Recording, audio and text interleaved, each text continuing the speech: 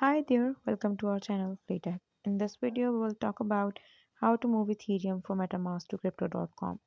Open the MetaMask app and make sure that you set the network to Ethereum. Now click on Ethereum, and as you click, now you need to click on Send. Click on Send, and from here you need to enter the wallet address where you want to send these Ethereums. So for this, open the Crypto.com and click on Deposit. As you click on Deposit, now go to Crypto, and here you need to select the Ethereum option.